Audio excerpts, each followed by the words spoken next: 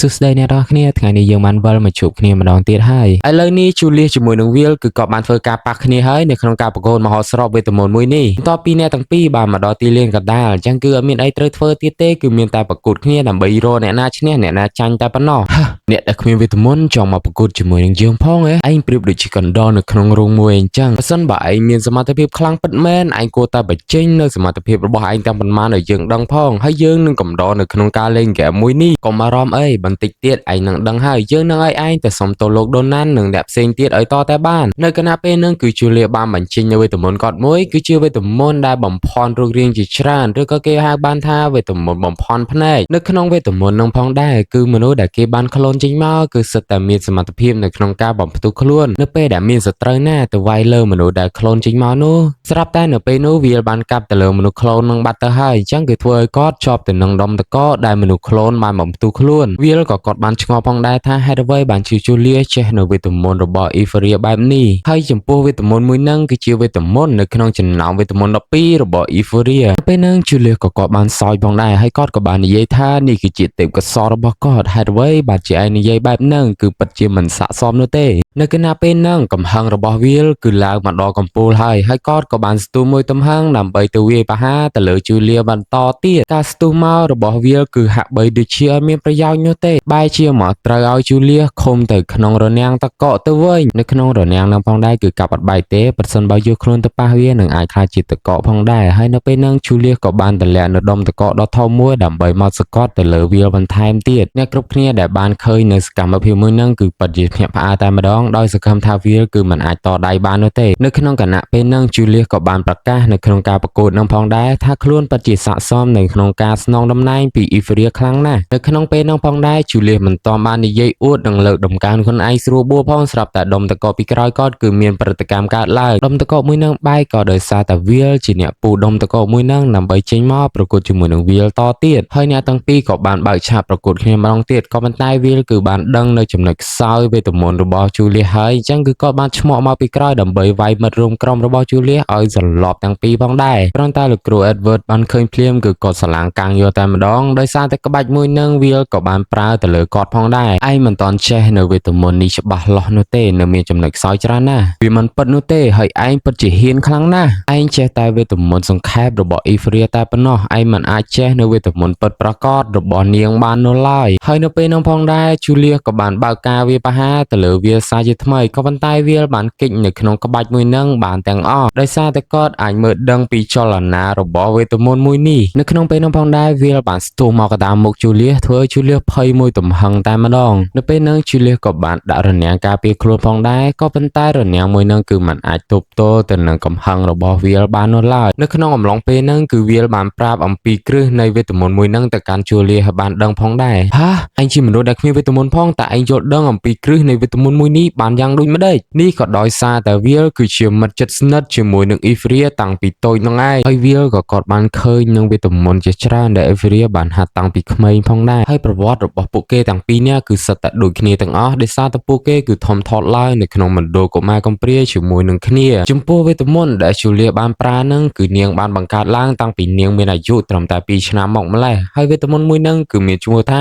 Alvis ឯងកុំបារម្ភអីសមត្ថភាពរបស់យើងគឺមិនមែនមានត្រឹមតែប៉ុណ្្នឹងនោះទេលើកនេះឯងនឹងចាញ់ជាមិនខានហើយនៅក្នុងការប្រកួតរបស់ពួកគេទាំងពីរនាក់គឺអត់សូវជាចំណាយពេលយូរប្រហែលទេគឺដឹងលទ្ធផលយកតែម្ដងគឺនៅពេលហ្នឹងគឺវាជាអ្នកទទួលបាននៅជ័យជំនះហើយមួយដៃរបស់វាចំកណ្ដាលមុខជូលៀគឺធ្វើឲ្យជូលៀមិនអាចងើបមកតតាំងឬក៏ប្រកួតជាមួយនឹងវាលបានតទៅទៀតនោះទេដោយសារតែមួយដៃនេះគឺសន្លប់យកតែម្ដងក៏ប៉ុន្តែនៅក្នុងការប្រកួតមួយហ្នឹងគឺពិតជាភ្ញាក់ផ្អើលខ្លាំងណាស់ដំបូងគឺគិតថាវាលនឹងអាចទទួលបាននៅមកុដមួយហ្នឹងហើយក៏ប៉ុន្តែមិនដឹងជាវិញណាល់មកតាំងពីពេលណាទេដោយគាត់បានយកមកុដទៅពាក់នៅលើក្បាលរបស់គាត់ហើយក្នុងការប្រកួតមួយហ្នឹងគឺវិញណាល់ជាអ្នកបានជ័យលាភីក្នុងភោជនីយដ្ឋាននេះវិញមនុស្សទឿទាំងអស់គឺបានរៀបចំពិធីជប់លៀងទៅកាន់វាលផងដែរដោយសារតែចង់អរគុណទៅកាន់វាលនិងអបអរអំពីជ័យជំនះរបស់វាលដែលបានទទួលជ័យជំនះទៅលើជូលៀនៅក្នុងព្រឹត្តិការណ៍មួយនេះប្រហែលជាពួកយើងអាចនឹងទទួលបានជ័យជំនះក៏ប៉ុន្តែដោយសារតែវាស្មោះត្រង់ពេកគ្រប់យ៉ាងមកពីវាល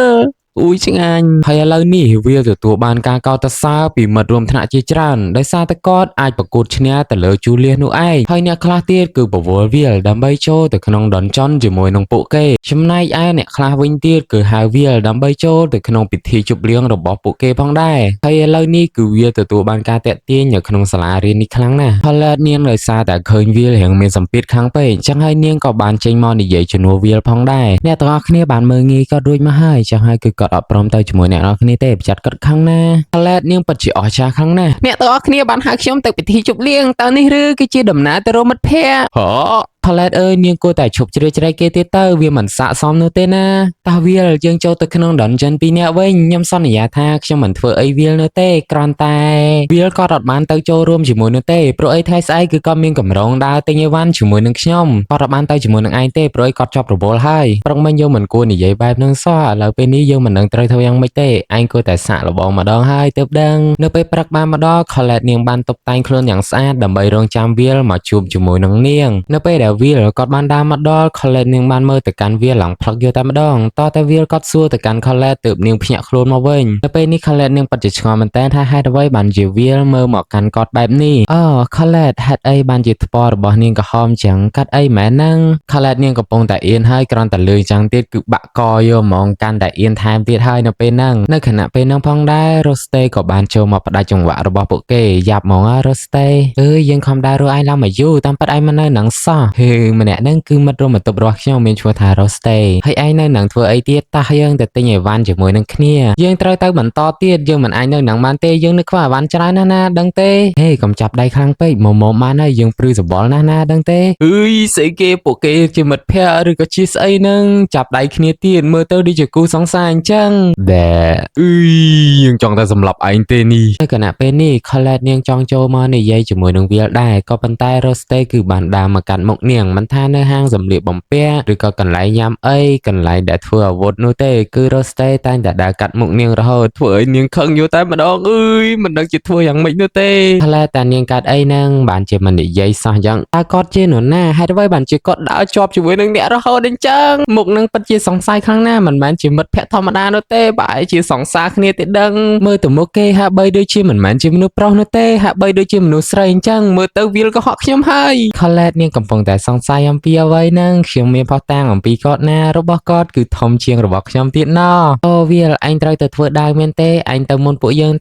នឹងទៅតាមក្រោយឯងកុំឲ្យមនុស្សទឿចាំយូរអីវាមិនស័ក្តិសមនោះទេយើងសុំទៅមុនហើយជួបគ្នានៅពេលក្រោយណាហេតើឯងត្រូវជាអ្វីជាមួយនឹងវាលតើខ្ញុំឬក៏ឯងដែលជាអ្នកដែលចូលចិត្តវាលលើសពីមិត្តភក្តិបែបហ្នឹងវាមិនមែនជាអ្នកទេយ៉ាងណាមិញខ្ញុំគឺជាមនុស្សដែលស្រឡាញ់វាខ្លាំងជាងគេជាងអ្នកណាទាំងអស់វាមិនពិតនោះទេគាត់គឺធ្លាប់អោបខ្ញុំគ្រប់ពេលហើយណោះក៏ប៉ុន្តែខ្ញុំធ្លាប់មុជទឹកជាមួយនឹងគាត់តែនាងធ្លាប់មុជទឹកមួយគាត់អត់ហ្នឹងនៅពេលនេះសង្គ្រាមដណ្ដើមវាលបានចាប់ផ្ដើមហើយរវាង Roste ជាមួយនឹង Colette នៅពេលដែលវាលគាត់បានដើរចេញពីជាងដាវលីហាណាគឺបានមកស្កាត់ដំណើររបស់វាលនៅខណៈពេលហ្នឹងលីហាណាគឺបានហៅវាលដើម្បីទៅផ្ទះវេទមន្តជាមួយនឹងនាងនៅអំឡុងពេលហ្នឹងវាលជាមួយនឹងលីហាណាពួកគេបានមកដល់ផ្ទះវេទមន្តហើយនៅពេលដែលវាលបើកទ្វារចូលទៅក្នុងបន្ទប់មួយស្រាប់តែឃើញមានដូចជាស៊ីយ៉នជូលៀហើយនិងវីងណាល់លីហាណាហៅវាលមកទីកន្លែងនេះក៏ដោយសារតែនាងចង់បង្កើតក្រុមមួយដែលមានសមាជិកចំនួន5នាក់នៅក្នុងក្រុមមួយហ្នឹងគឺមានវាលជាសមាជិកផងដែរគោលបំណងនាងបង្កើតក្រុមមួយហ្នឹងឡើងដោយសារតែនាងចង់ចូលទៅក្នុងដនចន់ព្រោះអីការអនុវត្តរបស់សិស្សទាំងអស់គឺស្ថិតនៅលើពួកគេជាអ្នកគ្រប់គ្រងចឹងហើយទើបនាងចង់បង្កើតក្រុមមួយហ្នឹងឡើងនៅពេលនេះវាបានប្រាប់ Roste ជាមួយនឹង Colette ថាគាត់បានចូលរួមក្រុមជាមួយនឹង Lihana ហើយដើម្បីធ្វើការអនុវត្តជាក់ស្ដែងទៅលើសិស្សទាំងអស់នៅក្នុងដនចន់ហើយក៏ដូចជាជួយការពារពួកគេអំពីបិសាចផងដែរនៅក្នុងថ្នាក់រៀនរបស់លោកគ្រូ Work នៅហើយនេះវិញគឺក៏បានបញ្ចូលឬក៏រៀបរាប់អំពីដនចន់នីម